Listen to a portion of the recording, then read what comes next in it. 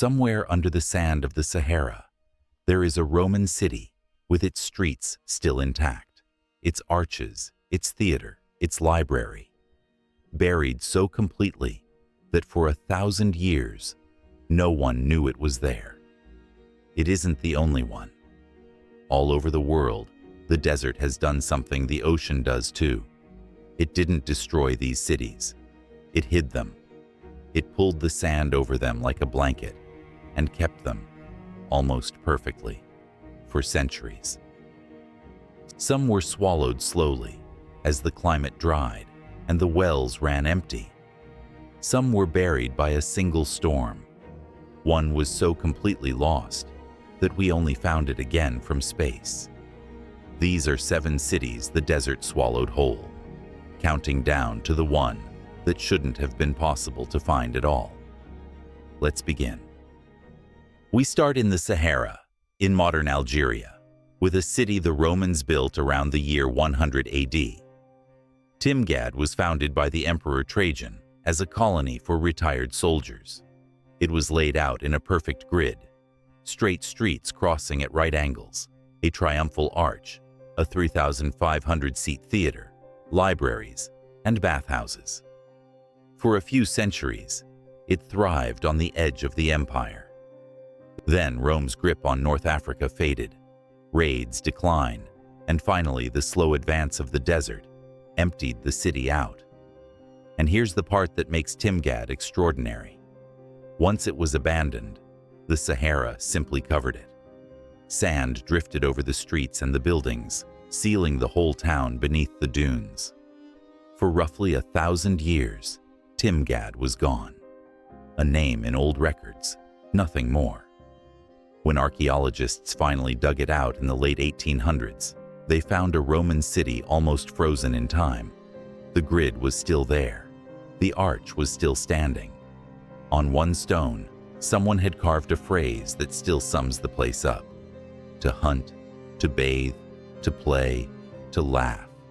This is to live. The desert had swallowed all of it and kept it.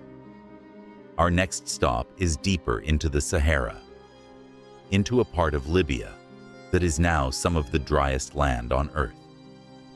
2,000 years ago, a people called the Garamantes built a kingdom here. To the Romans, they were the edge of the known world, desert raiders living where nothing should grow. For a long time, that's all anyone thought they were. But modern surveys, including satellite imagery, revealed something stunning. The Garamantes had built towns, farmland, and even castle-like structures across the Sahara. Their secret was water. They dug a vast network of underground tunnels, called fogaras, to tap ancient water buried deep beneath the sand and channel it to their fields by gravity alone. For centuries it worked. The desert bloomed. Then the water they were mining, water that had taken thousands of years to collect underground, began to run out. There was no way to refill it. As the wells failed, the farms failed, and the kingdom faded. The Sahara moved back in and buried what they'd built. The Garamantes are a quiet warning, written in sand, a civilization that lived by draining water it could never replace. Now, to one of the most feared deserts on the planet, the Taklamakan in western China. Its name is often translated as a grim promise. Go in, and you don't come out. Along the southern edge of this desert ran the Silk Road, and on that road sat a thriving oasis town we now call Nia. 2,000 years ago, it had houses, orchards, workshops, and written records pressed into wood. Traders passed through carrying silk, ideas, and letters between great empires. Then the oasis that fed it began to dry. The river shifted, the water retreated, and one by one, the people left. The Taklamakan did the rest, burying the wooden houses under sand. When explorers reached the site in the early 1900s, they found something eerie: documents, furniture, even orchards of dead trees still standing in rows. A whole town, preserved by the dryness, exactly as it had been left. People hadn't been destroyed here. They had simply walked away from a place the desert was reclaiming, and the sand closed over the door behind them. Just a little further into that same desert lies the most famous lost city of the Silk Road, Loulan. Loulan sat beside a lake called Gonur and guarded a vital crossing of the trade routes. At its height, it was a key stop for caravans, a real city with walls, homes, and a busy market in the middle of the wasteland. Its life depended entirely on one thing: the river and the lake that fed it. And around 1,600 years ago, that lifeline failed. The waters shifted and shrank. Without them, a city in the heart of the Taklamakan had no future. Loulan was abandoned and swallowed by the sand. It stayed lost until the early 1900s. When it was rediscovered, the dry desert had preserved astonishing things, including ancient human remains, so well kept by the salt and sand that their faces and clothing survived for thousands of years. Loulan is the perfect lesson of this whole list. In the desert, a city is only ever as permanent as its water. Take that away, and the sand takes everything else. Our next city was almost lost twice, once to the desert and once to history itself. In southeastern Iran, near a river in a dry, dusty valley, lies a site we now call Jiroft. For thousands of years, almost no one knew anything was there. Then flooding and digging exposed graves filled with beautifully carved stone vessels, objects covered in animals, gods, and patterns no one recognized. What archaeologists slowly realized was bigger than a cemetery. Beneath the sand lay traces of a city and a culture roughly 5,000 years old as the first great civilizations of Mesopotamia. Some researchers have even linked it to a half-legendary land, named in ancient texts as a place of riches at the dawn of history. That connection is still debated and worth being careful about. But the hard evidence on the ground is real. A sophisticated Bronze Age society with its own art and craft that thrived in this valley and then vanished beneath the dust, so completely that the modern world forgot it had ever existed. Now to a place that looks today like the middle of nowhere, the Karakum Desert of Turkmenistan. In the 1970s, in this empty sand, archaeologists uncovered the remains of a city centered on a site called Gonur Tepe. And it was not a village.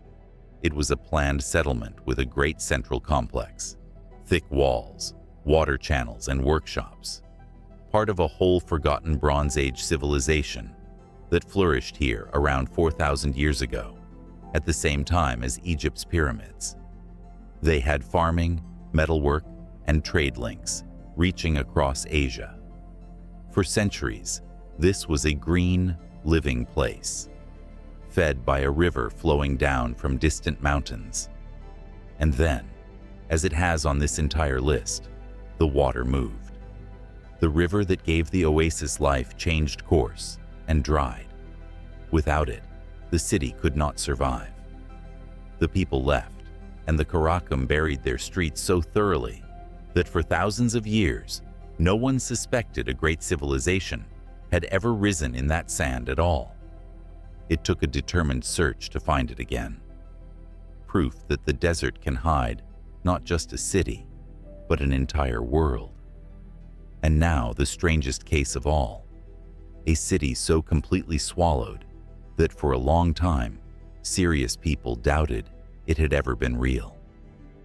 In the deserts of southern Arabia, old legends told of a wealthy trading city, sometimes called Ubar, or the Atlantis of the Sands.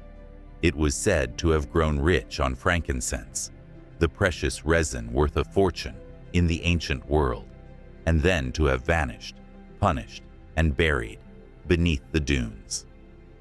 For centuries, explorers searched the empty quarter for it and found nothing but sand. Then, in the late 20th century, researchers tried something new. Using satellite images taken from orbit, they spotted faint lines in the desert, the ghosts of ancient caravan tracks, all converging on a single point. They followed those tracks on the ground, and there, beneath the sand, they found the ruins of a real fortified trading site, with a tower and walls. And here's the haunting detail.